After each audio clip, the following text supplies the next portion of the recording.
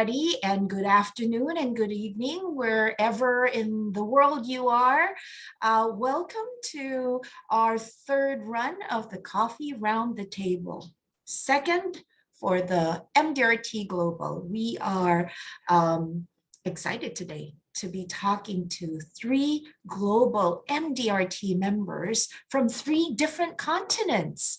So right now we have with us Nadia Wijatno from Singapore, and we're expecting Harry Maragos from Australia to be joining us soon.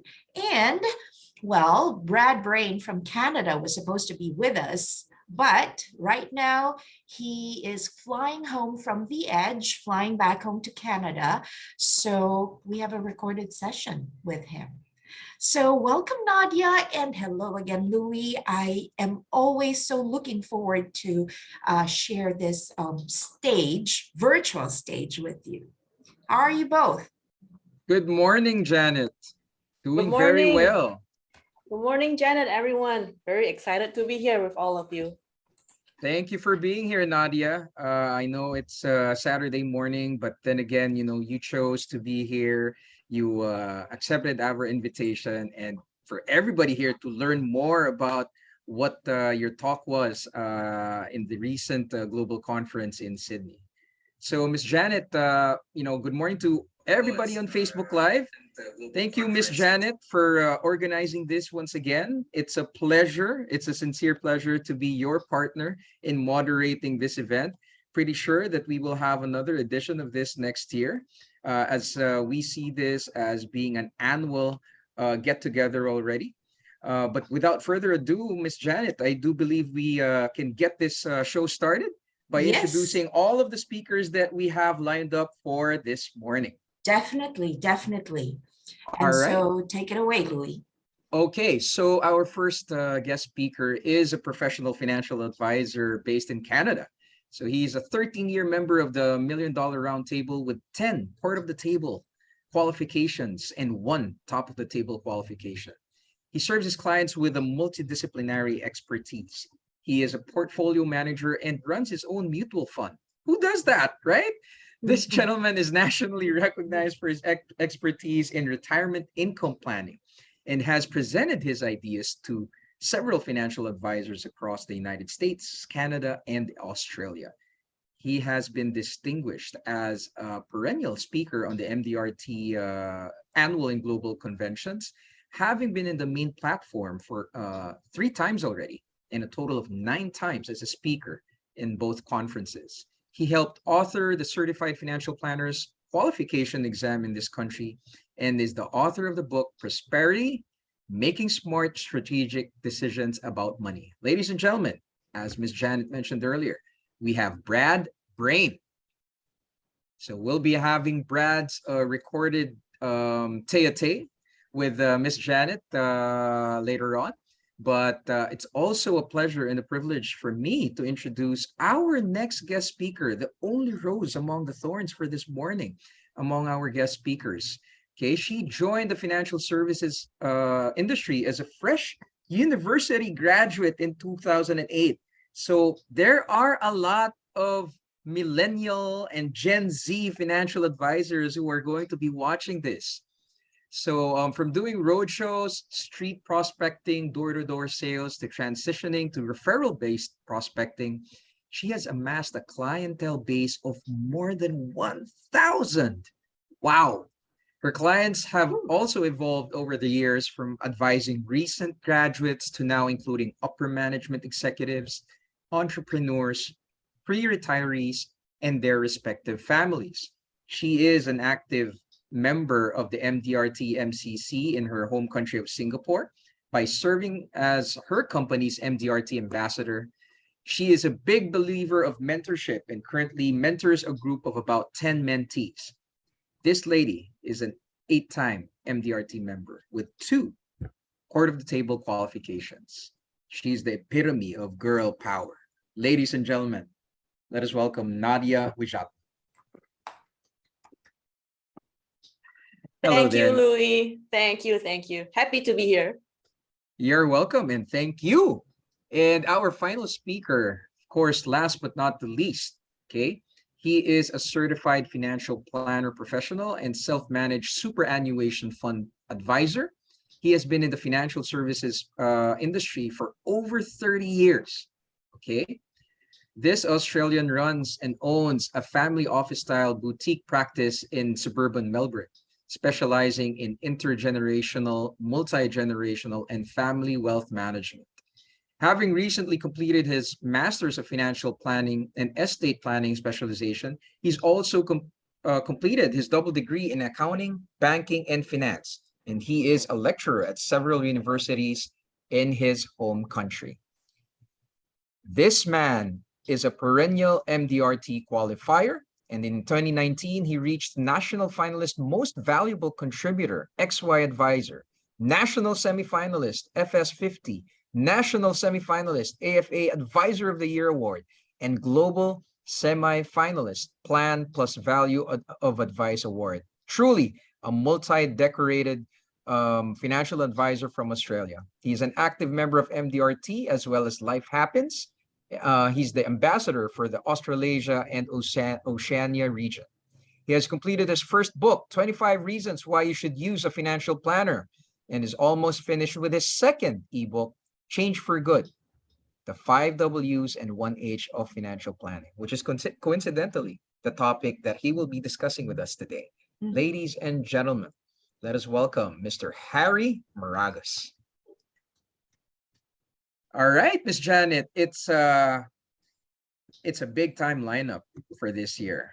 You know, every year it just keeps on getting better, and we are truly blessed that our guests have been gracing our invitations for them to share what they know, so that all of us here in the Philippines can really apply what we can apply from their respective practices and specializations, as well as their strategies in doing and going about their businesses in their home countries. Without further ado, let me play the conversation that was recorded between me and Brad.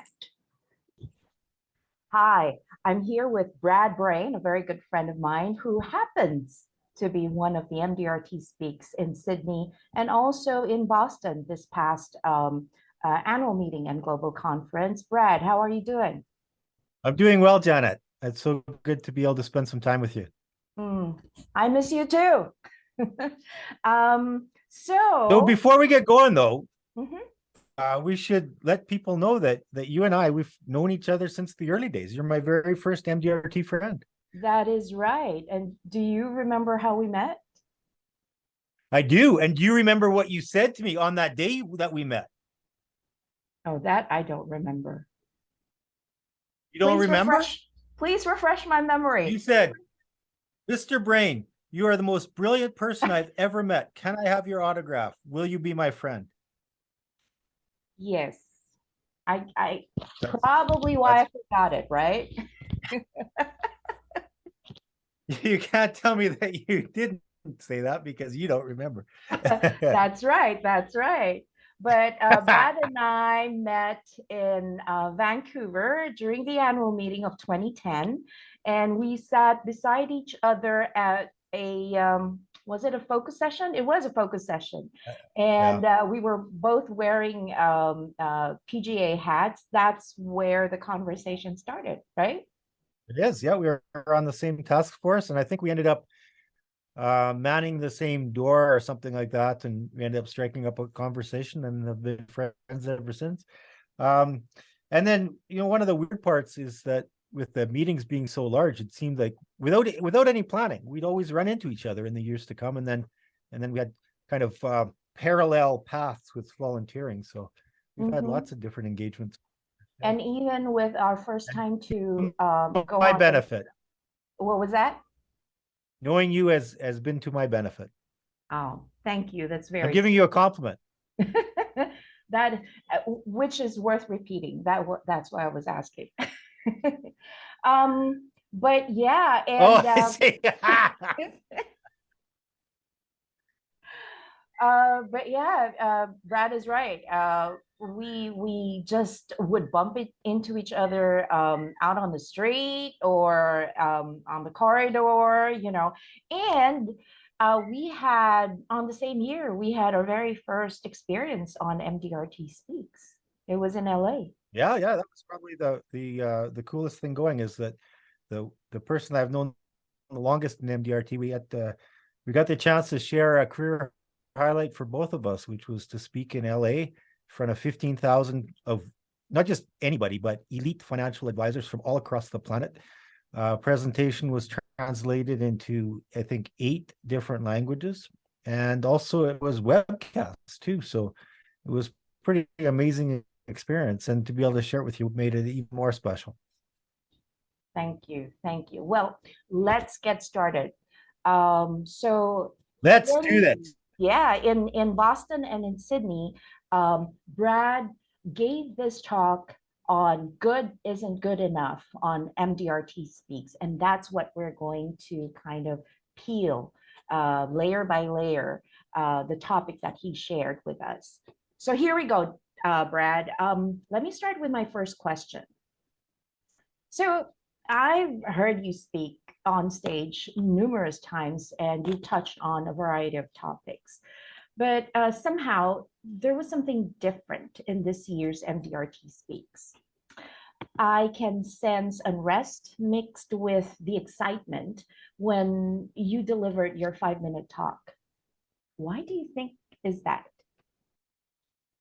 Yeah, I think that's a very interesting observation from you, Janet. And so the backstory on this is 3 years ago, I launched my own fund, my own mutual fund as portfolio manager. So this is the capstone of a 25-year career in financial services. It's my best ideas at our best prices. And I fully expected that people would receive it with the same excitement that I had to be able to bring this. Like, this was my creation that I worked hard on for years, and it was really, really good. It was going to save clients money, and with the benefit of hindsight, it's done really, really well. So I'm going, this is fantastic. This is really good stuff. Mm-hmm. And I found that for some people, the reception was lukewarm, and that puzzled me. I'm thinking, like, why aren't people caring? Why aren't people appreciating this? With all of that effort and all of that brilliance that went into this, why is it not getting better reception? And so I guess the presentation, to some degree, it was born out of frustration. And what I realized with giving this a lot of careful consideration was that at the end, people are going to do things for their own reasons. And just because I think it's great, and it is, let's just, for the sake of this conversation, let's just accept that. Like, this is a really good product that some people don't care about. So why is that? And that was an interesting experience for me to realize that. And I think the biggest takeaway for me was that just because you build something good doesn't mean anybody cares. People are going to do things for their own reason. And so in time, what I realized, this was the learning lesson for me, was that just because I think this is great, and it is, that doesn't mean that everybody cares. People are going to do things for their own reasons. Yeah. And one of the big parts for me is that I came to understand is that the client experience is so vitally important. So what I had to do was not just make it our best ideas at our best prices, but also make this easy for the clients to work with. So let's say, for instance, we might be able to save them a small bit of money. Well, if I call them up and they're in the middle of their kid's softball game or something like that, I mean, it's just not going to be that important, right? So in the end, what we did is rethink what we were bringing to clients and making it not just our best ideas at our best prices, which was what I was focused on, but our best ideas at our best prices, and making it client friendly, making it easy to work with us. So, because I know you created an app for this as well. Was that why there's an app for your mutual funds now? No, it's a little bit different. The app, it was where that one started from is that was although, you know what, now that you think of it, now I think of it, some of the themes that we're going to touch on today it also went into the development of the app, like striving to do better work than you were the day before. But the backstory on the app is back during the pandemic, when things were disrupted to the degree that they were, I was trying to look at what I could do to keep the business moving forward when we were not traveling and not meeting people and having all of these disruptions. And what I was trying to do there was to extend my reach beyond my local boundaries. So I work in a very small town, very rural. Population is only about 20,000, and so for me, there's only a percentage of those people that are my ideal target markets, right? So actually, my prospect audience is even smaller than that. So how do I find the people that I want to talk with, the people that I will appreciate me for the work that I do? And in a large degree, the app was trying to expand my reach. So if there is anybody that was going to be a really good fit for me, and vice versa, I was a really good fit for them, that we'd be able to potentially connect, even if they didn't happen to live in my small town in northeastern British Columbia, Canada. That's great. That's But great. the app and the mutual fund, they have a common name, but they're not related. It's not a mutual fund app. It's more the app. What I tried to do was kind of design a personal trainer for your finances, where we'll be able to give people not just information, but also the motivation and the encouragement to identify their goals and continue to work towards them. And so there's actually very little investment specific content on the app because of compliance reasons. They don't want me commingling the different aspects of the work that I do. It's I'm not sure if that's unique to Canada, or if that's the same type of things you experience. But at the end of the day, there's some things I can do, and there's some things I might want to do, but compliance just says, sorry. Yeah. The 4 lessons you shared in your 5-minute talk, you applied with developing the app as well. So that's great. Okay. So yeah, I think that probably I've never thought of it in that context before, but I think you're exactly right. I think all that stuff is built in there.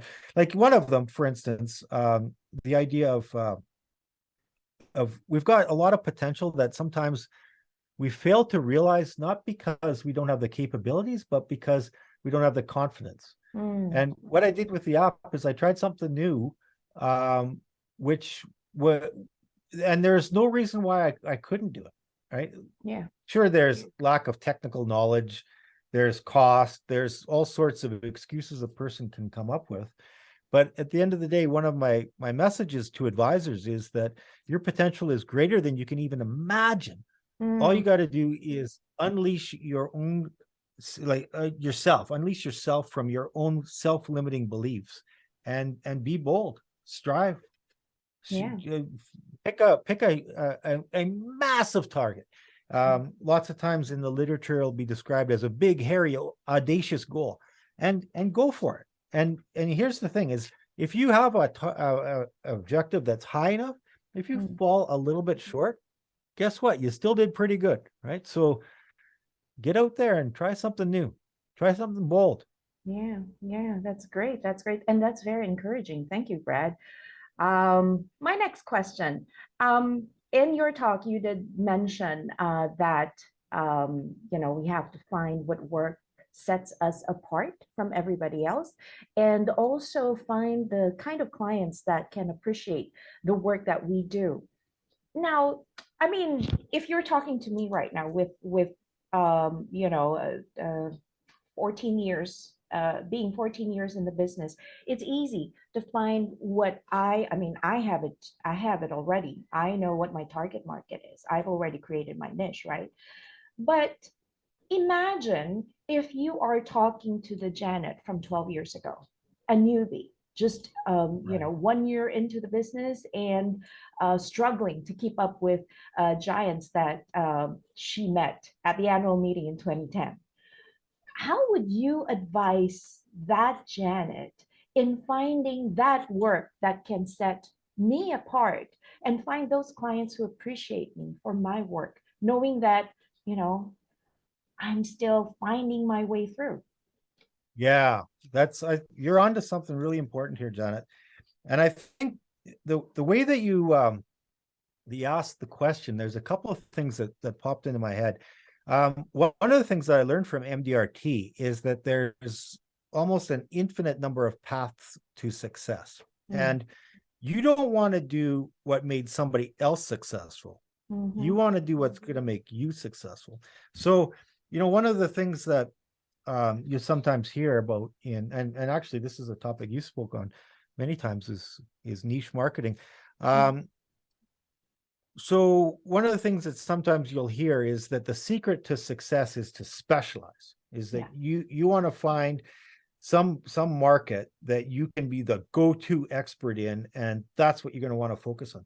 Well, here's the problem with that advice in my situation is, especially when I started. When I started, I was in a small rural town, and I've been doing this longer than we've had technology. Well, I mean, I guess we had some technology, but back in the day, technology was thermal paper fax machines, right? Like I predate the internet, right? So how do you specialize in, especially back then, in a small market town, right? Like if I wanted to work with only dentists, I've got a target market of 10 people, hey? So that's not to say that isn't something that will work in a small market, but the idea, what I'm trying to get at is, just because some advice might work for some people, that doesn't necessarily mean it works for you. Here's an example. Here's an example. Let's say that there's somebody out there that's left-handed, and they say, well, the key to success is pick up the pen and use your left hand to write your name. Don't use your right hand. That would work great for them. That's not how it worked for me, right? That's right. So to me, the what we need to do is not just copy and paste somebody else's pattern for success blindly. Now, certainly we can draw even from different sources to build something that works for us. But for me, if somebody was to say, I don't know, like maybe even something like do seminars. Well, I've tried seminars. I haven't tried them for a while because they really weren't working that well for me.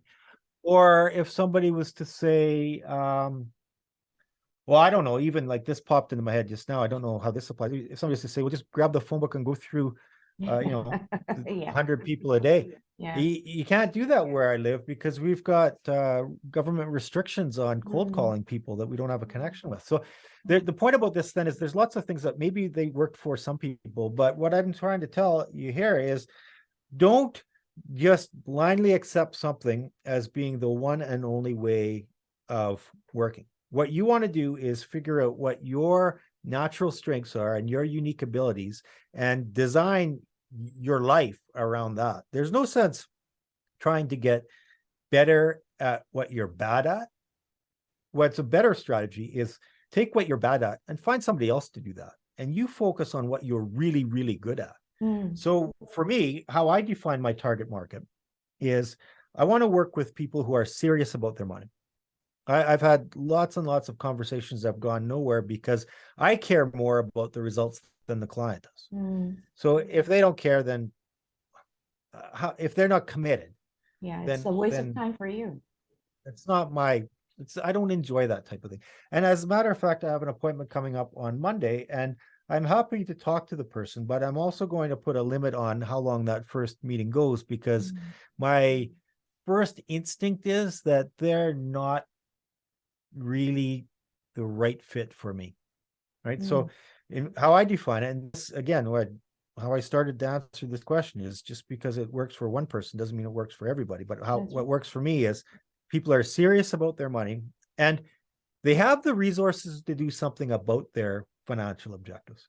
There's a lot of people, they might be earnest, they might be totally focused on their goals, but if they've got no money to work towards them, I don't really have the capacity to handle long-term projects. I just don't. And I mean, it would be great to try and be all things to all people, but I don't have the staffing capabilities at the moment. I just don't have the time. Like, let's face it, there's no reason for me to do $10 an hour work. There just isn't, right? So I want to specialize on the work that not just I'm good at, but I enjoy and Gives you a it pays revenue. me. Yeah, Right? Yeah. At the end of the day, it's a business, isn't it? yeah. And then the third thing for me is they have to actually be wanting financial advice. And what I mean by that is there's a lot of people that they're looking for ideas, but they don't want to pay me to implement those ideas. They're just trying to, maybe further their own knowledge, and there's nothing wrong with that. But if somebody wants to be their own advisor and then just bounce ideas off me, that for me, that's not what I'm looking for. I want to be the person that is driving the bus. I want to be the person that's responsible for making the decisions. And I'm happy to accept that responsibility, but I don't want to be second guessed by somebody who just saw something on the Business News Network and now they want to go rush out and buy a stock based on it. Yeah. If you want to do your own investments, that's totally fine. That's a legitimate way of doing things, but that probably means that we're not going to mesh together. Now, I got an idea that I missed. That's a part of your question. That was there something there that you also were asking about that maybe I didn't quite get to? Well, I was asking if you were talking to a newbie, how would you advise her? Yeah. But I suppose one word of caution that we can give is that sometimes the first try doesn't mean you're going to get it right away, especially if you're a newbie, right?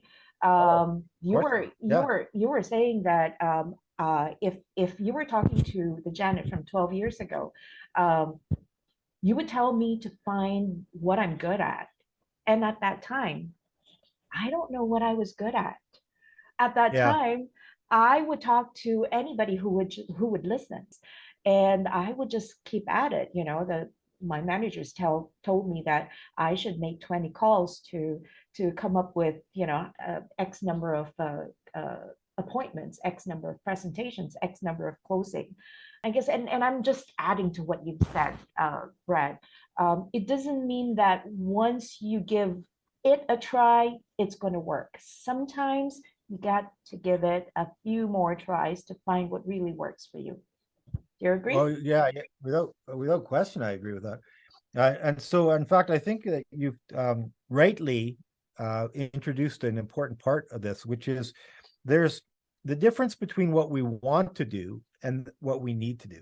And when we start, it would be great to be able to say, well, I'm going to work with millionaires because that's where the money is. Yeah. Okay. Well, why does the millionaire want to work with you if you're brand new to the industry and you're still figuring out which way is up, right? So without question, we need to get a couple miles under our belts first, right? We need to and make mistakes and learn, and that's just, nobody is able to walk right in and be at the top of the food chain on day one. It just, life doesn't work that way. So when I say, figure out what you're good at and who you want to work with, that doesn't mean you get there on day one, but perhaps that's where you're moving towards. And when you said, now I don't remember exactly the word, so I might be paraphrasing, but something along the lines of you can't just try something once and then quit. Without question, if you're doing, let's say, a marketing campaign, you cannot just do for a week one application, something like that, and then walk away if you don't get immediate results. So here's an example of that. Is for a long time I wrote for our local newspaper, and I never really got any direct response from any single column, but I would write for that week in and week out, and I did it for years. And the cumulative impact of that was I was visible in my community.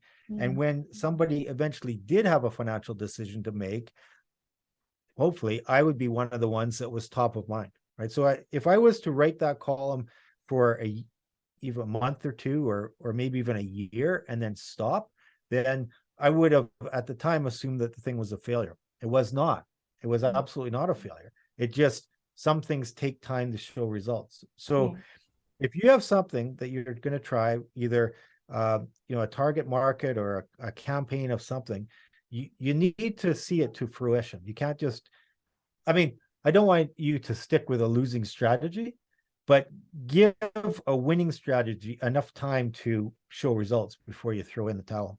Mhm. And probably what we can add to that is, you know, what you want to do. You can find somebody, not exactly copy what he does, but find somebody who is working with that specific niche and see what he's doing or she's doing, uh, to uh, get that success that she's enjoying at that time. And Yeah. reach out to a mentor, reach out to somebody who's, and I've done this several times.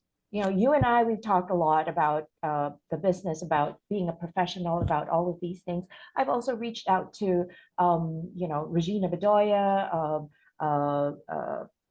Brian Heckert, Joe Capaldi, and several other MDRT friends, and asked them what are they doing that makes it work for them.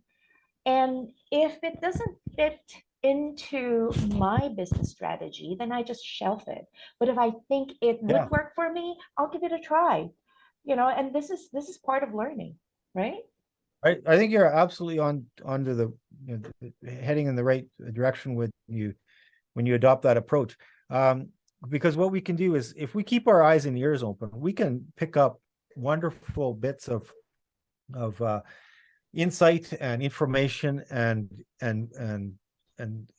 career stepping stones from all sorts of different sources. But the thing about that, though, is that we don't want to grab something that's not going to be the right one for us. Yeah. Okay. So maybe you got one idea from Regina and then another idea from Brian, but what Brian's doing with, he's their practice, they got offices across the country, so they're using technology, and maybe you don't want to use the technology, so maybe you'll use something else, or maybe their client contact system, but you're going to use Regina's technology instead of Brian's, that sort of thing.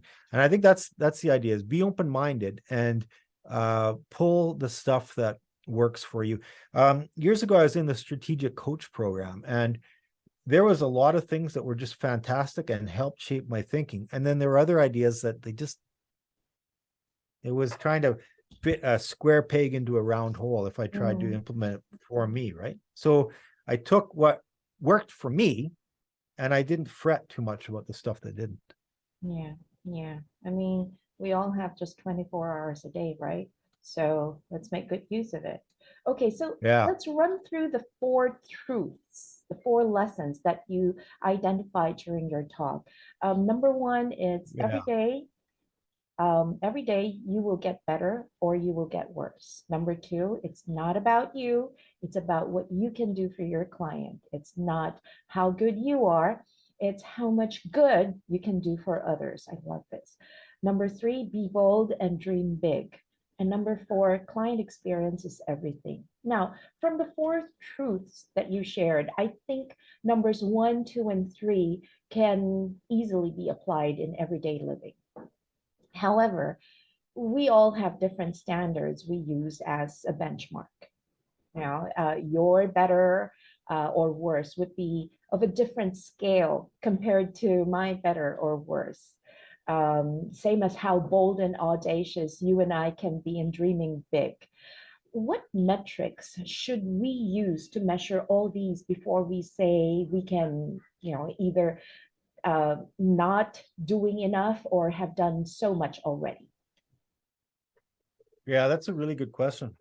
So I think the absolute fundamental thing that we need to do when we're trying to come up with metrics to measure progress is, do not compare yourself to others.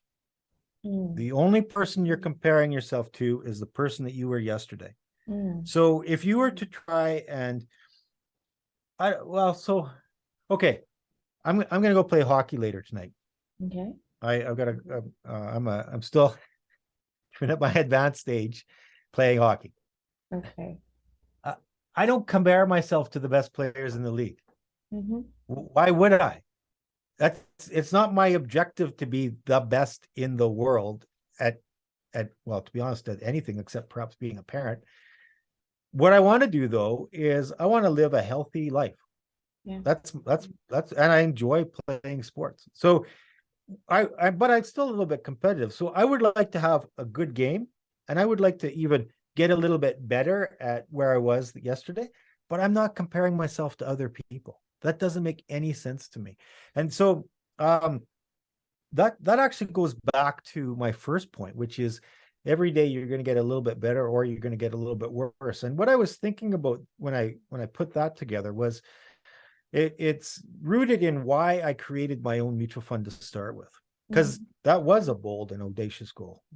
It's just, it doesn't happen that in my country that people run their own mutual funds from a small remote town with a population of 20,000.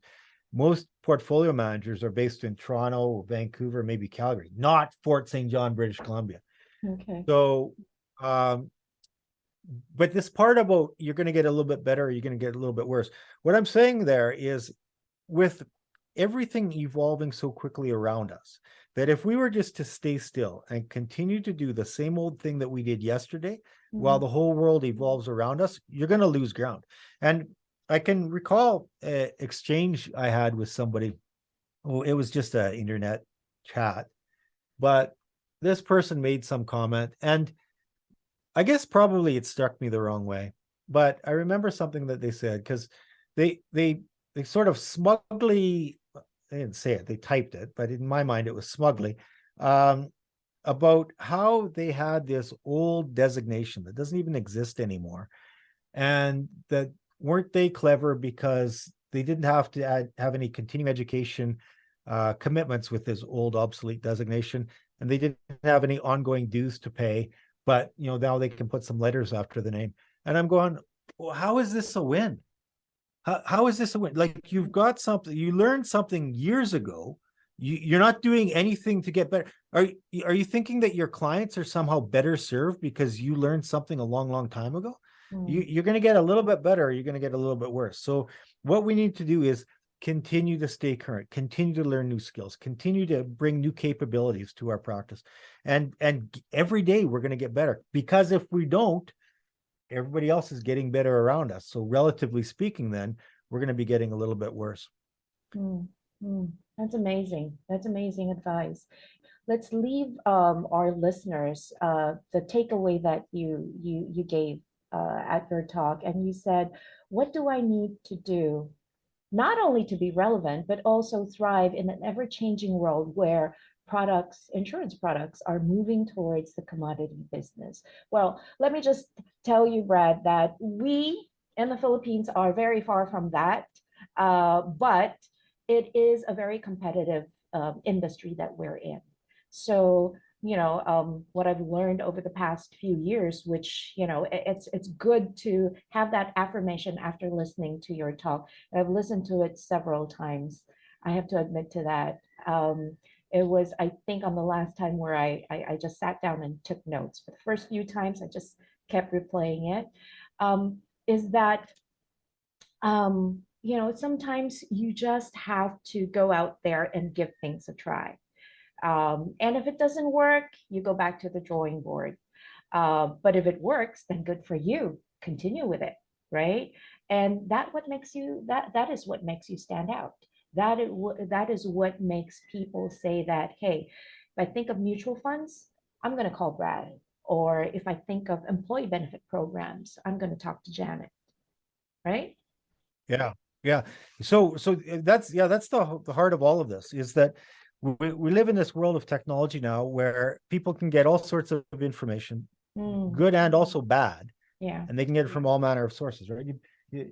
I mean, we all pack these things around, and clients can Google. Who knows what they're listening to? Sometimes they're listening to things that are, informed and intelligent opinions and information, and a lot of times they're not, right? So how do you stand out in this crowded, cluttered marketplace? Never mind how do you stand out in a group of financial professionals, but how do you stand out in this cacophony of noise where there's Mm. so much misinformation, so much bad information. Mhm. I don't really like to, say things that are not very uh, complimentary about other people. But this is in the public forum already, so I'm gonna say it. Many of you will know Robert Kiyosaki.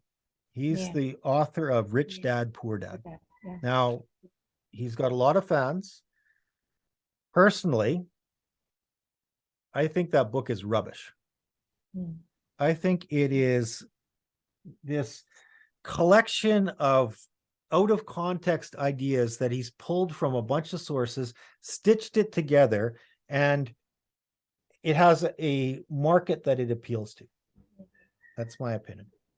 Now, it's not an uninformed opinion, mind you. So if anybody wants to debate that, then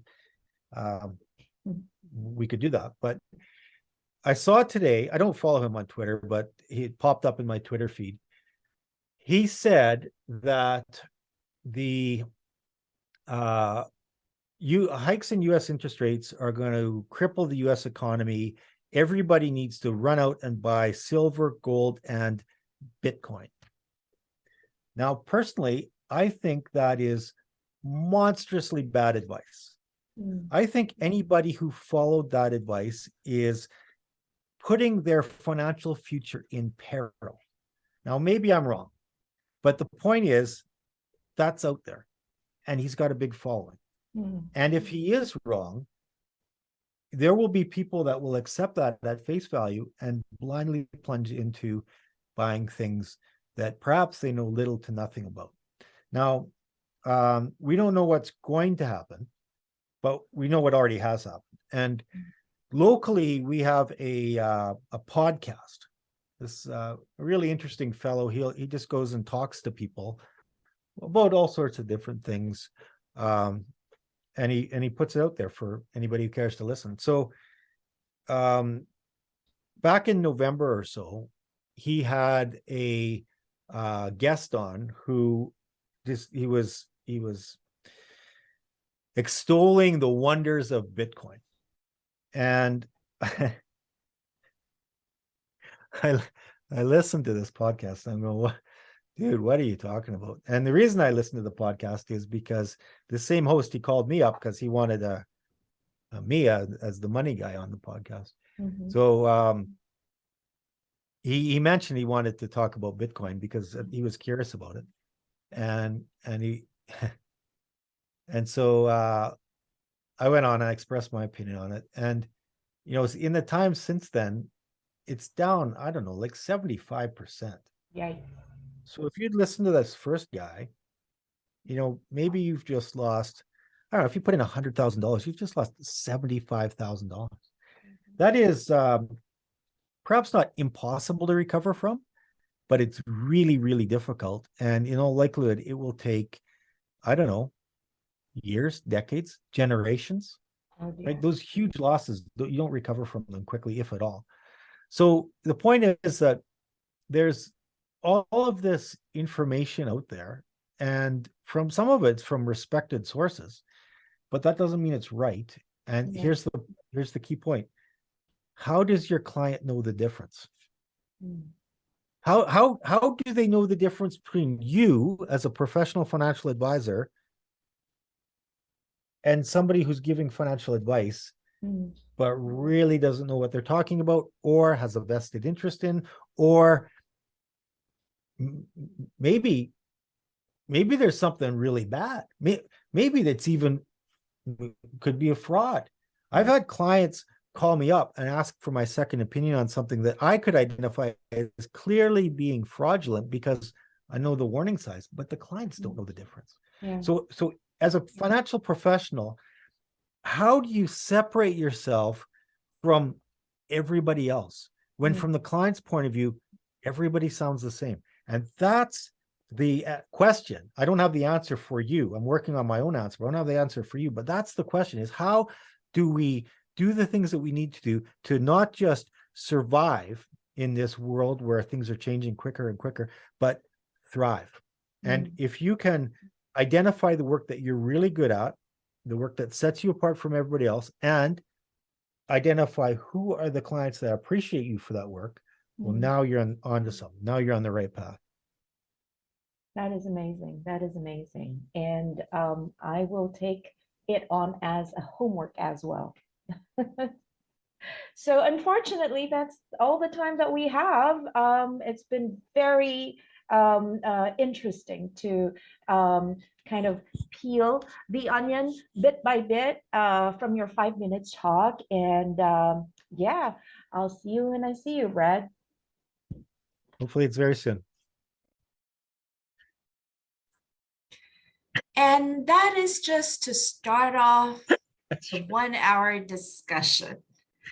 I hope we've warmed the seats for you, those who are with us in the Zoom room and those who are watching on FB Live. Welcome, Harry. Finally, you made it. I know you were having some trouble with blackouts in South Africa. Thank you. Thank you for making this happen for us as well. Whew. So if you guys have any questions at all that you want to direct to Brad, please, you can either type it out in the chat here or comment section in our FB Live, and we'll make sure that Brad gets them and he answers them. Okay, so we are going on to the next segment of our 1 hour. Louis? Yes, let me just say, Janet, I think Brad's talk just led to another new topic to be discussed the next time. A lot of things that he mentioned, too much information out there. It's figuring out what's right, what's not right, even if the sources are, are reputable. Sometimes the advice is just it really depends on where your client will be coming from. But certainly a very good conversation that you had with Brad. But on to our distinguished speakers who are actually here right now. Harry, hello there. Would like to introduce myself. I'm Louis, Janet's partner in crime. When it comes You've to never met? No, we Both have times not in met. Sydney? No. Now that is my fault. That is my fault. Okay. That's all right. That's all right. So we're so glad to have you here, Harry. I know you have a very busy schedule, but you really made time out for this. So, ladies and gentlemen, Harry Maragos, as I mentioned earlier, is a financial advisor from Australia. He has been a financial advisor for, I believe, more than 30 years, and he is actually on the call with us from South Africa. He is a very good friend of Janet, and I think, Janet, you're going to be starting off the discussion with Harry. Yes. So on to our questions. Harry, your talk, and this is on focus session. I think it wraps around the idea of the whole person concept. I am curious, at the start of your presentation, you were very firm in telling your audience to take a very close look at the 6 words or questions because, and these are the 5 W's and the 1 H. And I'll let you introduce those words later because they, and I quote, set up a timeless set of interlocking principles that have been delivering positive results from human beings for many centuries. End of quote. Now, does this mean that these 6 questions hold the same weight in all situations and require equal attention? Or are there circumstances wherein 1 or 2 are more important or vital than the others, and why? Good morning, everybody.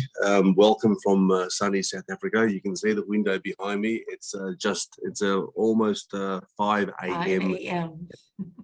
So I had some issues. Thank you, Louis. And is it Lewis or Louis? How do you pronounce it? It's Louis. It's Louis. Louis. Louis. Okay. And having people's names is very, very important. Janet, thank you very much for the introduction and the importance of the words. Um, in terms of equal weight, talking about the 5 Ws and the 1 H, think of how we progress in our day, and think of how we process information in the conversation, and what all of us on the call here are doing right now. Some words and some concepts simply won't relate, not because they're not right, not because they are right, it's because they are different. Mm. And what's quite, and I can see Louis going, okay. Yeah, I remember seeing a speaker once, and he was a young bloke, a young man, and he was a motivational speaker. And his dad was a retired High Court judge. And whenever his dad would have a conversation with him, and he'd say, "Oh, when are you giving up that stand-up comedy gig and going to get a real job?"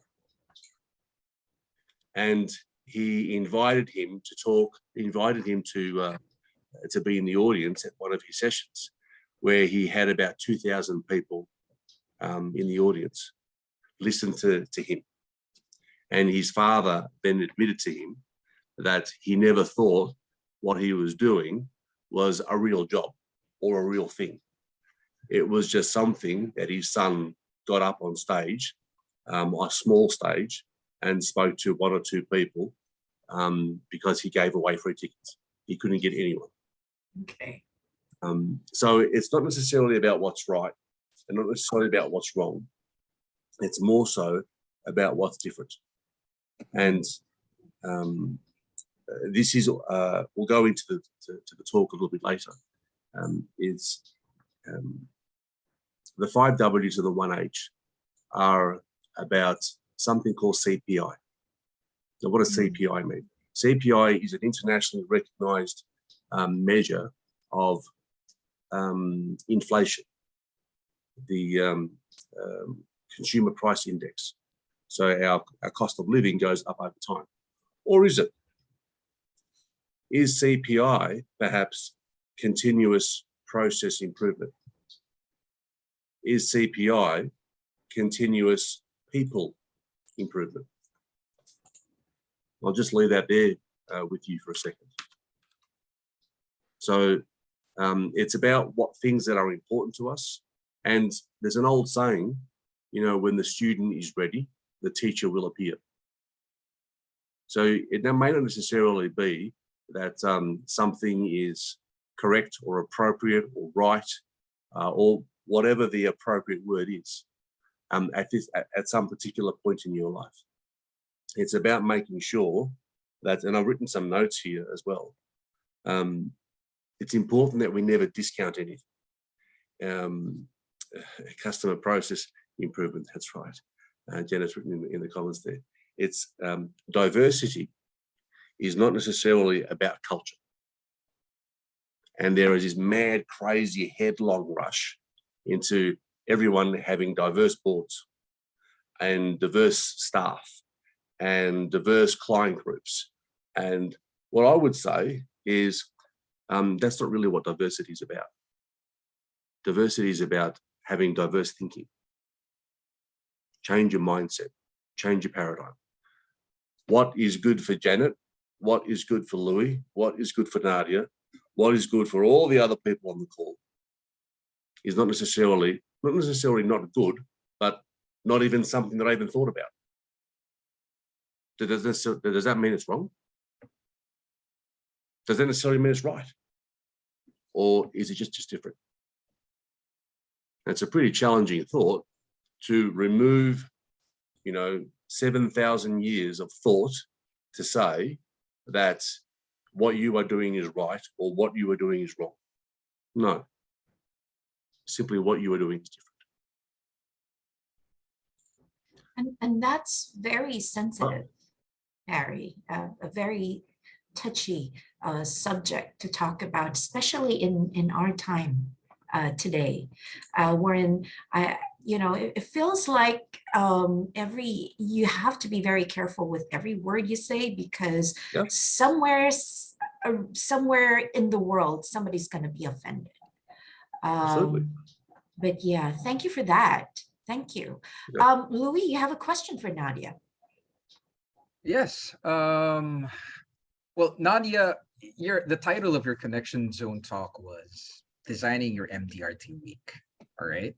And I do believe that this topic for you was it's very, very close to your heart. And I do believe that's where our MDRT topics come from. It has to matter to us so that we can impact other people, hopefully in the same way. But can you give us the reasons why this was really your subject of choice?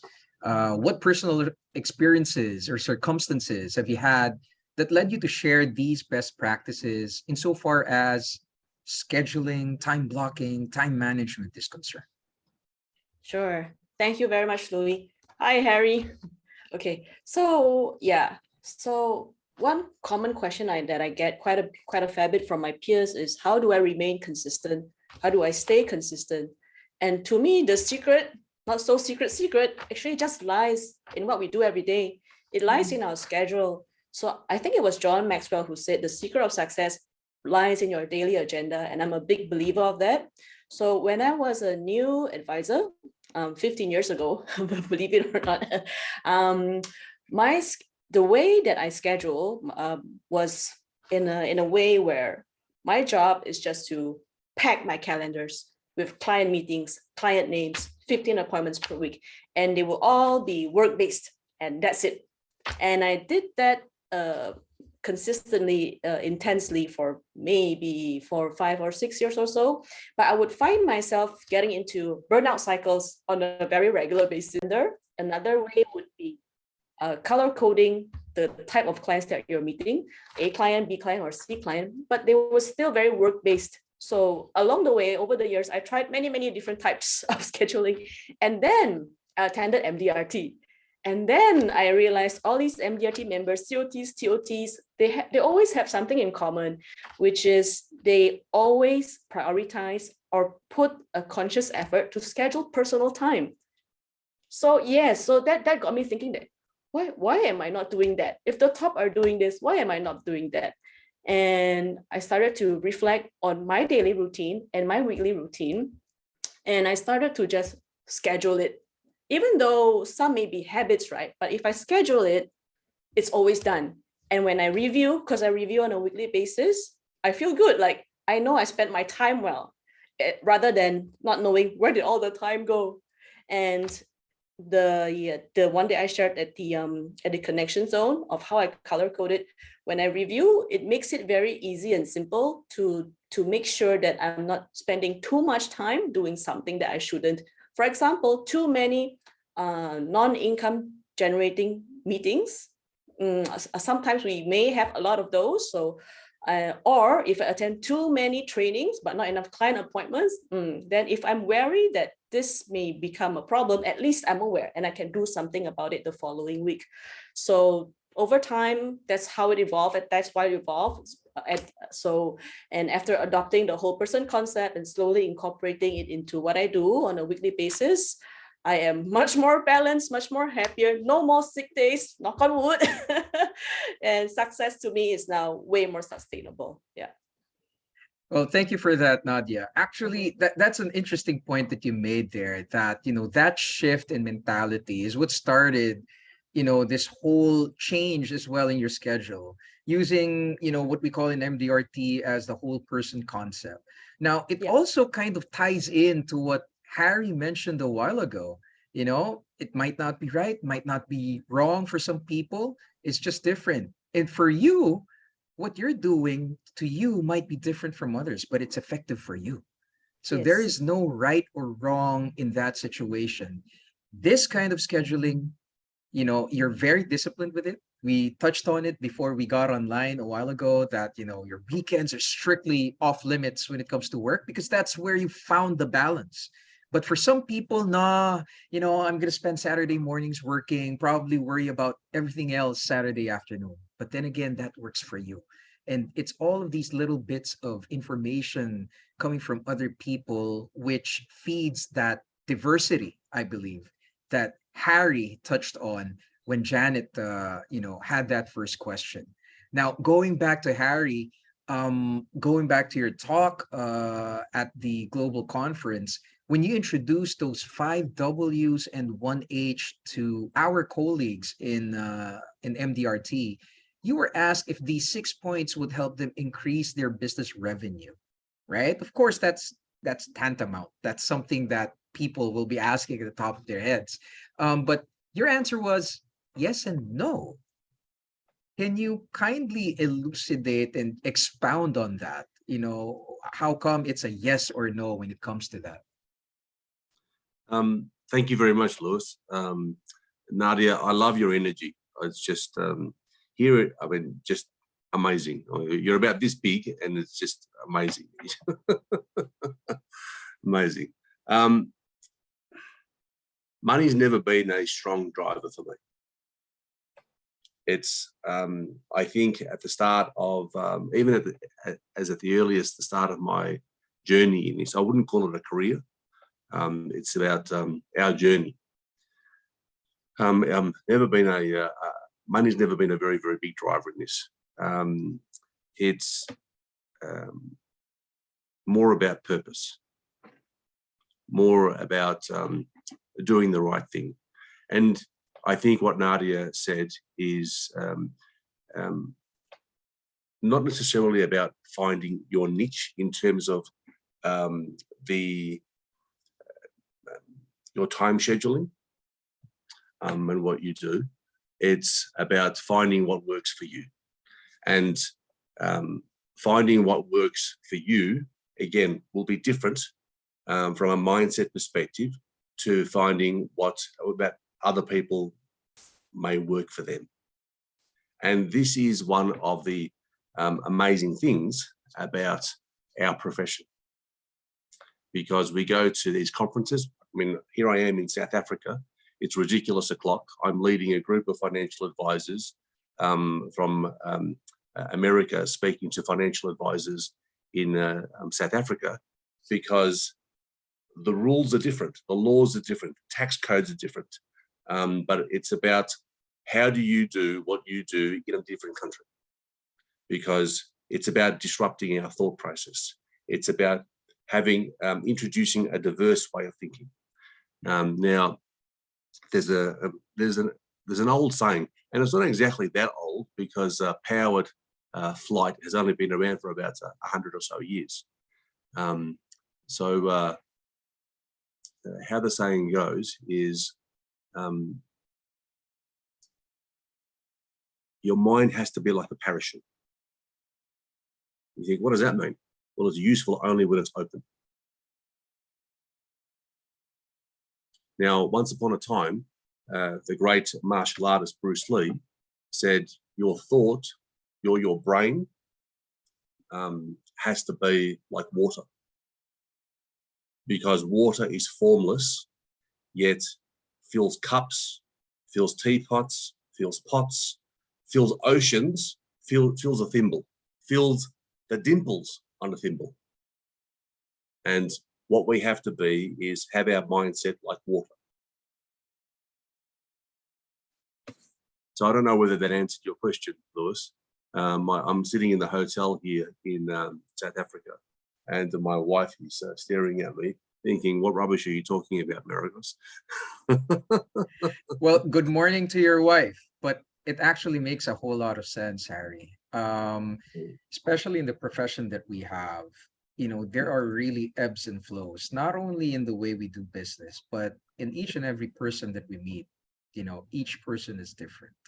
So there is, when you have that kind of mentality, going back to that quote from Bruce Lee, there has to be a way for us to somehow adapt to circumstances, to changes, and at the same time fit into a certain mold when we have to, right? Yeah. That's really the whole point of it. And again, your talks are somehow different.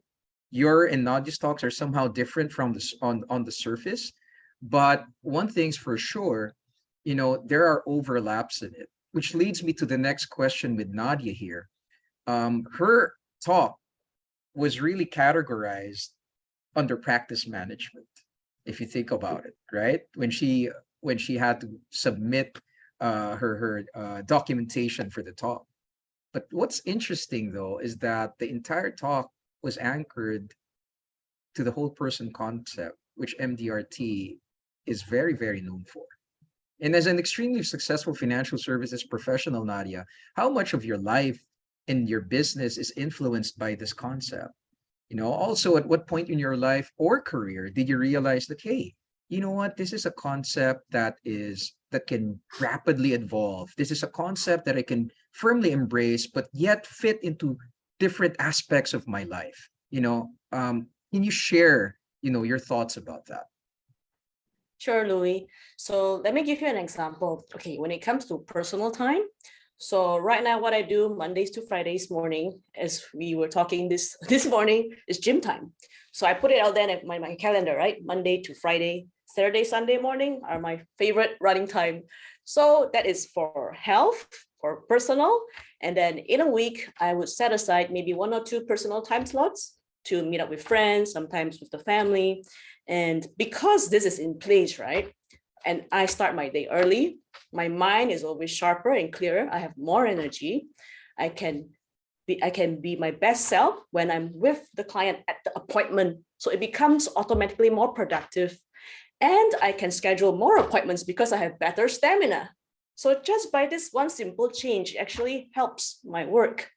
So that is one example. Another example is by setting aside training time once a week or once or twice a week. I make sure that every week I'm always learning something new, or I'm kept abreast of what is going on. So when I meet my client, right, they can be updated of the latest information, and I can be at my most confident self, which again helps with productivity. Yeah.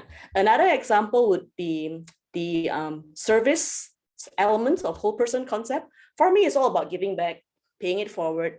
And I have a weekly mentorship group. Right now it's bi-weekly that I hold, and is very special and very near and dear to me because, as you mentioned, yes, I'm very mentorship to me means a lot because I have benefited so much from it. So what I do is that we hop on a Zoom session. There's about 10 of us, and we discuss case studies, ideas. If somebody's going through a challenge, we would try to problem solve it together. We keep each other in check. How's everybody doing? Is everybody on track with their goals? It's a very uplifting and motivating group. And this is also my form of giving back to the MDRT community. And it's always something I look forward to. So even though my mood is down, when I just hop on the Zoom session and I talk to everybody, I instantly feel better. Yeah. So you can see how one affects the other, and you can see how it's all related to the whole person concept. That's right. And hence the energy that Harry mentioned a while ago. I think that simple shift, simple in the surface, but when it touches every single aspect of your life, it really uplifts, your entire being, thereby making you more productive, making you make better decisions, making you, I guess, more of value when it comes to the people that you need to talk to. So, when you talk to people, it's really a direct reflection of what's inside you, of how you have lived your life. And Harry, you touched on this during your talk in the conference. I think you really have a very good appreciation of Asian culture in terms of some of the concepts and philosophies in the region. And you mentioned the word kaizen, right? Kaizen, which is a Japanese terminology that means continuous improvement. We need to evolve continuously, which goes hand in hand with the whole person concept that we're discussing right now. Now, we've believed that a well-balanced life, it's not really possible to achieve. Again, there are two parties when it comes to that. Some people say there's no such thing as work-life balance, but there are other people who say that, hey, in order for us to achieve more, we have to strike that balance. But it is a constant juggling act. This means that there should be a conscious effort for us to balance all the areas in our life. Okay. So what are your thoughts on this? Based on, you said that for you, this is not about the money. It's all about the purpose.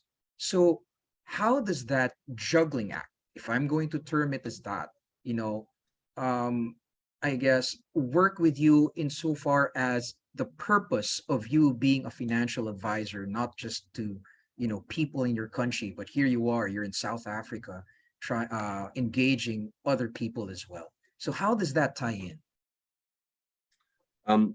Great question, Louis. And again, Nadia, your energy exhausts me. For the longest period of time, there's been this perhaps a Western thought process about time management. And excuse the language, my colleagues, time management sucks. And time management is a fallacy. I won't go as far as saying time management is a lie, because again, it works for different people. So we're taught by the system to manage time. Now, and this means you're doing the traditional, 9 to 5 type job. You crawl out of bed, you get on the mill, you run very hard on the mill. And if you think about the mouse or the rat on the mill, the hamster on the mill, they're expending they're spending time, but they're not moving forward because they're just going ahead. And, and we think we don't want to be rats on the mill. We don't want to be the mouse, the hamster. And yet what I find fascinating is we all go to the gym and are on a treadmill and we're not moving forward, but we're running. Think about that for a second. So like Nadia, I was exhausted, just tired, and keep trying to fill up the cup. And I ran about during COVID, I stumbled across a person called Vanessa Bennett, and she's a motivational speaker, and she's done some work in taking the paradigm, the mindset of elite sports management and the processes of managing elite athletes to the white collar universe. Right, now just think about that. And I remember we spoke about this, and again, always keen to absorb and sponge new ideas, which is one of the great things about MDRT. And she talked about, oh, Harry, time management, it's a waste of time. I'm like, what? Well, what does that even mean? And she said, well, think about what elite sport athletes do. The game, whether you're playing cricket, rugby, hockey, swimming, basketball, baseball, just think whatever sporting code you're doing, you have a finite period of time. And you don't manage your time because everybody has the same amount of time. The game, the day, is the same amount of time. Right, okay, where's she going with this? And she said to me, what it's all about is managing your cognitive energy. And I'm like, okay, all right. I'm the nerdy, geeky bloke. I'm doing my second master's. I like this. What does that mean? And if you think about, and again, the parabola, it's like a diagram that sort of goes up and down. Those people, I mean, you see elite sports people, very rarely do they spend 100% of the time on the pitch, in the game. What they do is they go off. They get some nutrition, they get some hydration, they get their muscles rubbed down, they talk to the coach, they talk to different people, they sit there, they walk up and down, they decompress, and they sometimes may not be watching the game, people they were talking to. And then they go back on and play. And you often hear the commentators saying my goodness, you know, this person's having a purple patch. And it's not that they're having a purple patch, it's they are now refreshed. They've been off the pitch for 5 minutes, for 10 minutes, and they go back on, they're rested. They've had a chance to see the game from the sidelines, to have input from their coaches, have input from their mentors, and they go back on and they deliver. But everybody else has been on the pitch, and they, because they're tired, and they're working at their 100%, and that might be an 85% level to what this new player goes on. So I thought, okay, let me think about that for a second. So what I do is, the only person that I can manage, the only thing that I can manage is, I can't manage my time because I only have 24 hours, but I can manage my energy. So what that means is, I work a 15-hour day, unapologetically. And when I say that, people's minds, because that's how we're trained to think, we're on that hamster wheel, people's minds go, it's a 15-hour block. No, it's not. You can't sustain that. It's impossible. It's been proven time and time again that you can't perform at that high peak consistently for that amount of time. It's impossible. But in the work that Vanessa Bennett's done, and we've adopted it in our business, is we get up in the morning in my house. We get up in the morning, we have breakfast, we get ready for the day, but no devices. None. No distractions, no disruptions. Just sit and have breakfast, talk with family, and try and be a better family. In my particular case, we've got no children, try and be a better husband, which I am reminded that I continually still fail, but that's a different conversation for a different time. So what it's about,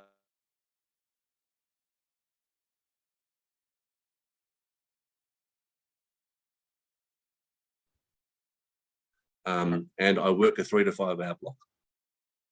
Work it, no distractions, focused. I'm in that zone, up on the top of the parabola, and I'm optimized at 100% energy. Lunchtime comes around, my wife comes home, and I put the devices away, shut the study door, walk out. We will have lunch together, we'll go outside, check the garden, we'll put the washing machine on, the dishwasher on. No phones, no devices, nothing. No distractions, nothing. Being fully conscious, dare I say, practicing mindfulness in that moment. Being a better person. Go back, the family goes back and go to work, and then I do another 3 to 5 hour block. And then family come home.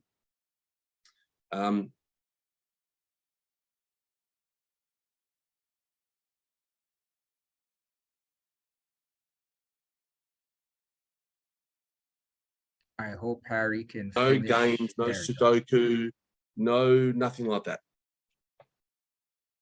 And then at about between 8 and 10 p.m, and we watch sometimes some light TV, and at the moment we're doing reruns of The Big Bang Theory and MASH, just something light in the background.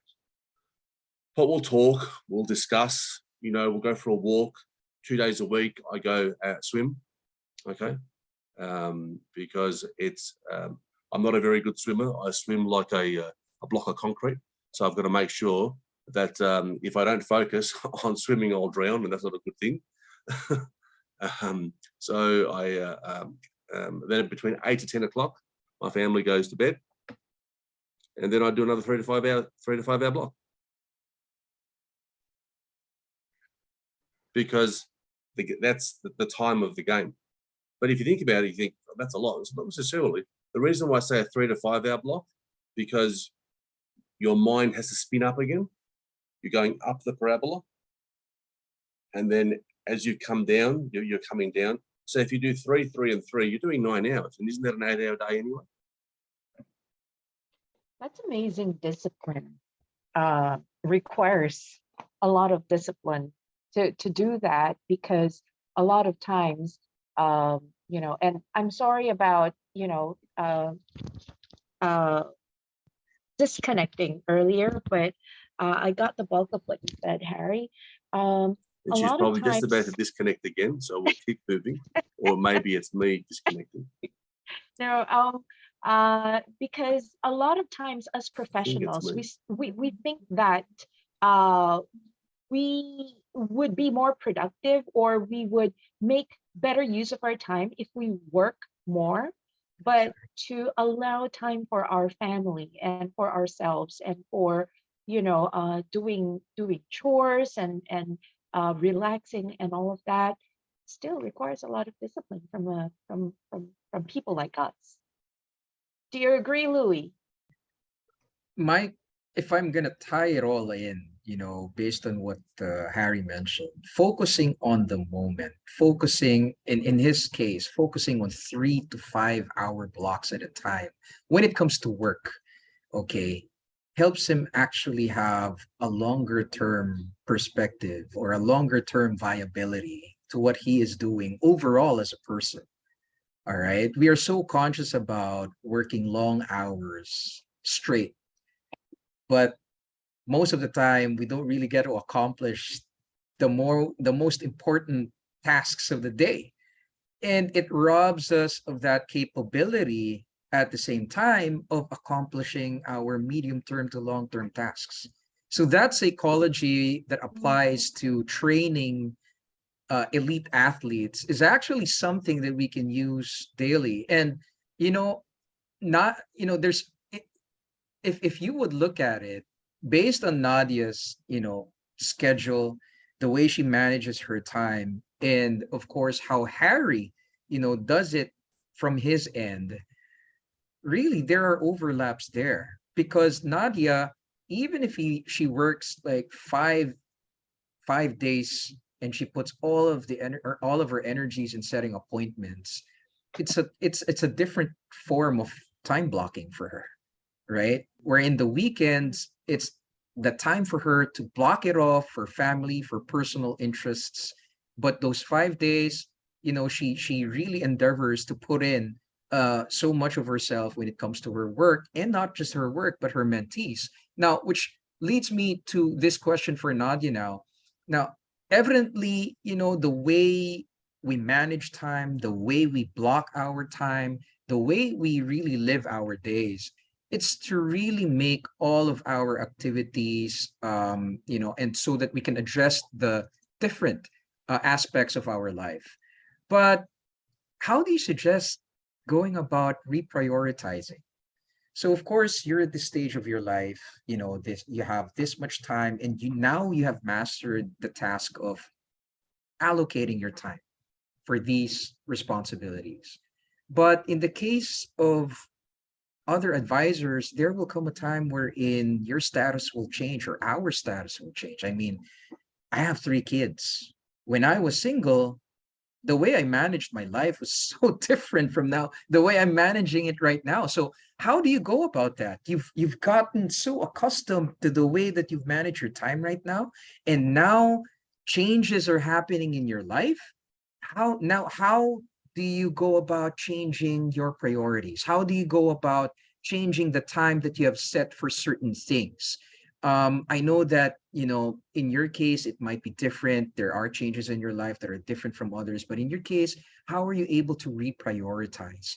And how does your concept of scheduling kind of have how it evolved or adapted to that? Okay, great question, Louis. Okay, so for people who are listening to this, if you're not married yet, myself, I'm not. So one common problem, right, for singles I noticed is the tendency to overwork. So when you look at your schedule, the number one question I recommend you to ask yourself is, are you taking care of yourself? Are you taking time to take care of yourself? So please put some prioritization in self-care. So that is if you don't have so much commitments yet. Otherwise, your schedule is, to me, it's very difficult to sustain if you don't take care of other areas of your life. If you are married already, based on all my friends, I have a lot of them who have children, young children already, a lot of successful producers who still maintain their productivity even though they have motherhood and little children to take care of. So what I observe is that they are very good with work and life, working life and home life integration. So what I mean by that is sometimes they bring their young children to their appointments with them, and their children maybe play with their clients' children. Or sometimes they sort of train their child to wait patiently at the playground and while mommy is talking and working. And so that is something that they do. And I think it's also important to be flexible. So what I mean by that is, if, for example, your child is sick and you have to cancel your client's appointment, don't be so hard on yourself. And you must remember family first, right? Health first. Work can always wait, and don't beat up yourself for that. So I think being flexible is really important. And at the end of the day, you just have to find a way to figure out a mix or a balance that works for you. And I really appreciated what some of the speakers were mentioning just now, I think including Harry as well. What works for me may not necessarily work for you, and vice versa, but you have to find the right mix that works for you. The calendar or the planning, the scheduling serves as a guide. You can try it, but make adjustments that works for you. All right. Yes, that's a common issue. Actually, it's a common issue, not just for single people or for married people. That reprioritization takes a conscious decision. All right, it's a real-time decision. Actually, it's not something that you plan, ahead of time. And I guess, which leads us to the last question, and I will direct this to both Harry and Nadia. All right, so everybody has their routine. Okay, so everybody has a way of managing their days, managing their activities, but if you've been doing this for quite some time now, how do you deal with routine fatigue? Okay, how do you get yourself out of that cycle and you tell yourself, I need to get out of this for a while, and then consciously decide, okay, that's enough, let's get back into the game now. So how do you deal with that? And how do you break the ice? How do you get back on the proverbial horse when it's time to do so and when you feel it's the right time to do so? So let's start with Harry. Oh, that's like a powder keg of questions there. I'll share with you something that my dear friend, I don't call her my friend anymore, I call her my sister, Janet is aware. Yeah. In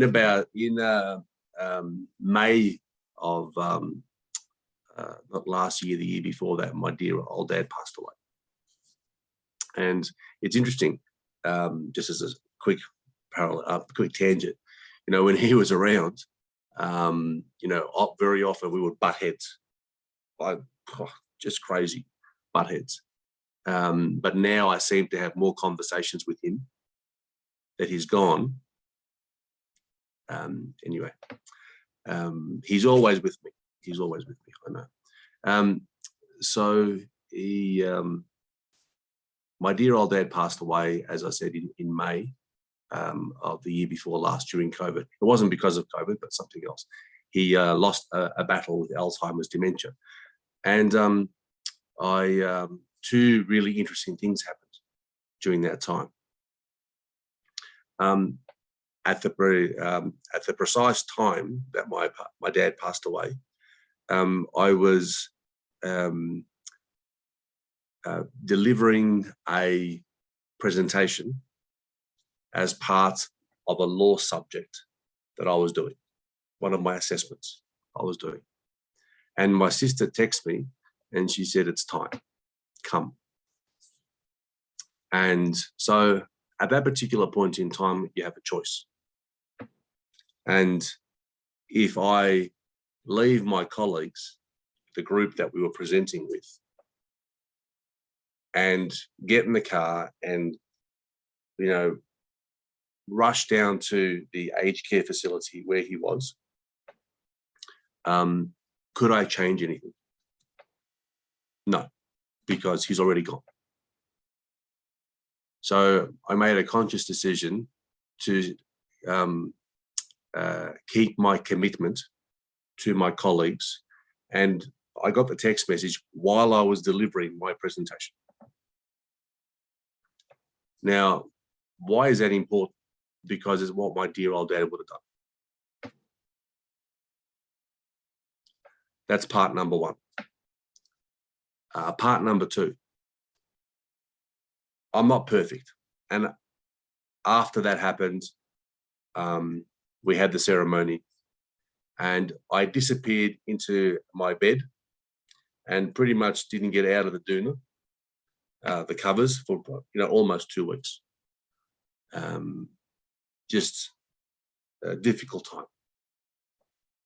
And my wife comes to me with my phone. And remember, my phone is in the study. I don't have it next to my bedside table. And she shows me this message. And I had a client who's still a client to this day, sent me a message saying, H, I know you're hurting. I know this is a difficult time for you, but I'm a client and I've got problems. Can you help us, or do we have to find someone else? So that taught me something really, really, really important, that your business and your clients aren't everything. And just as you think you are indispensable to your clients, that happens and they're not. So it makes you massively refocus. And I'm getting goosebumps like now thinking about it. And I always think about this. It makes you refocus. It makes you change your paradigm. It makes you change your mindset as to what's really important to you. And this has been shown in psychological and clinical studies, and my dear sister Janet knows again that I'm the nerdy geeky bloke and that I absorb information.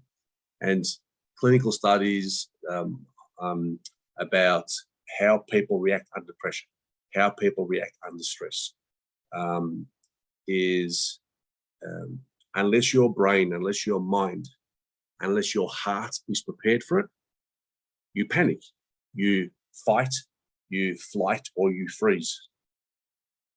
This is why firefighters go through an enormous amount of training. So they have they run into a burning building, and you're sitting there looking at them going, wow. And people look at us to do what we do when we deliver a check to a grieving family, and they go, I couldn't do that.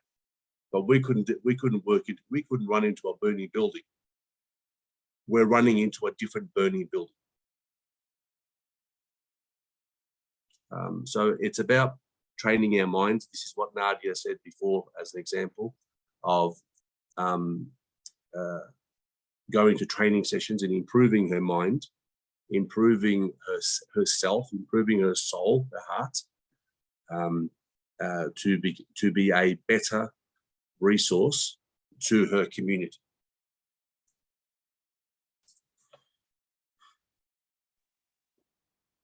That's very deep, Harry, and thank you for sharing something so personal to you. Nadia, how about from your end? Okay, for me, honestly, I don't get a routine fatigue because I actually love my routine. So something I shared at Connection Zone that I reiterate again, when I review my schedule, I always have to make sure it fulfills 3 criteria, right? So number one, when I look at it overall, in the words of Marie Kondo, Does it spark joy? Do I look forward to the week? If not, maybe I'm putting way too many focus on work. Maybe I need to schedule some personal time, some downtime, maybe a mini break in between. So does it spark joy? Number 2, is it sustainable? Can I repeat this schedule for the next 54 weeks, for example? And number 3, ultimately, will this bring me closer to my goal? And if not, what can I do about it? So honestly, if I don't have a routine, Louis and Janet, I will feel very lost. So my routine is like my map. It keeps me in balance and it keeps me optimal in what I'm doing with my time. That's wonderful. What You're a interesting? machine, Nadia. Absolute machine. I was machine- just gonna say. A machine with a heart. Get know the best what? of both worlds, right? I'd love to hear what Louis has to say as an answer to Yes. his own question. Yes. Well, You off know, you go, Paul. before we wrap things up. Sure. I actually asked myself this same question while I was writing it down for our guests. Because admittedly, you know, being a father of 3 young kids, and I know that some of the people in the audience can really relate to this. It gets crazy. And the craziness is daily. You know, it's by the hour, you know, Yes. especially with now the kids going face to face when it comes to schooling here in the Philippines after first, you know, such a long time of just doing online schooling. So again, we need to reschedule, reprioritize, block our times differently. I have to admit, shifting to a new routine, to a new schedule was a challenge to me. It was met with anxiety to a certain level, because adjusting to that situation, a new situation, it's not really easy for everybody. But here's the thing, and it's such a wonderful thing to listen to Harry and Nadia mention these concepts. You know, that's the beauty of number one. That's the beauty of life. It's constantly changing. You have to embrace that fact. Mm. That's the beauty of having a family, because you're being present at the early stages, especially of the lives of your children, no matter how difficult, no matter how crazy it gets day in and day out. So you need to focus on that, because when you focus on those blessings and those opportunities, it gives you a larger perspective of what matters to you the most. And Mhm. having that perspective now makes it easier for you to adapt to the new norm. Once you adapt to that new norm, coupled with concepts of scheduling time, scheduling activities, scheduling priorities, makes everything, you know, as what Nadia said, it makes everything balanced. And I think that's what life is all about, right? There's no such thing as a 50-50 balance. That is Yeah. It's that is always a impossible. balancing act. Yes, it's impossible. But it's being conscious, being mindful, being aware of the moment, because every single action, thought, and feeling that you have for that moment will actually lead to better results in the future. And you know what? By having this conversation today, those are my takeaways. We're talking to professionals from all over the world, and they're sharing all of their best practices here. I've been in the industry for almost 6 years, not as long as some of you folks out there, but I'm constantly learning. I'm constantly adapting. And these concepts will serve me personally, not just actually professionally, but moreover, it will serve me personally in the way I manage myself, my relationship with my partner, my wife, in the relationship with my kids, my relationship with my clients. So, you know, fatigue will always be there. But the nice thing about fatigue, there's always recovery. And once you're recovered, you're back to doing 100% of whatever it is that you're tasked to do on a specific time. So thank you for this. You know, that's why I love moderating these events, because it's not just for Nadia sharing everything, Harry halfway across the world at 5 a.m. waking up at the morning just to, be bombarded with thought-provoking questions like this. But you guys are willing to share all of these with people who may be able to relate to what you have gone through or are going through right now. So, Janet, you're the spindle to this. You're the trailblazer when it comes to this. And we thank you for organizing events like this to keep us all connected. So, I know that we've gone overboard with our time. It's now 10 minutes beyond what we promised everybody. So now for our closing statements, I leave it off to Janet. Yes. At the end of the day, this is what MDRT is all about. This is why we do what we do, not only to our clients, but also for our colleagues. And, when we go back home, this is who we are with our family, with our partners, with our children. It's amazing how, the things that we learn from each other, once applied to our own lives, the changes, the improvements that we witness, that in relationships, in how we take care of ourselves. It's not just physical, it's also mental and emotional. And once we try to put everything in place, then whatever we aim to achieve, we know we can do it, right? So once again, thank you everybody who logged in to Zoom. My apologies again earlier when I don't know what happened to my connection. It's still not on. And thank you to Louis, most especially for sticking it out with me every time. Harry, I miss you, my brother. I hope in February we already have the schedule to visit my kids in Melbourne. Definitely will meet up with you in Genevieve. Nadia, I'm so looking forward to seeing you in person in Singapore. We've never met in person yet. I'm so looking forward to that in Singapore next year at the global conference. So thank you once again to everybody. Again, this is being recorded and we will upload it and send you the YouTube link once it's ready. Have a great weekend. Bye-bye. Take care, everyone. Thank you. Bye.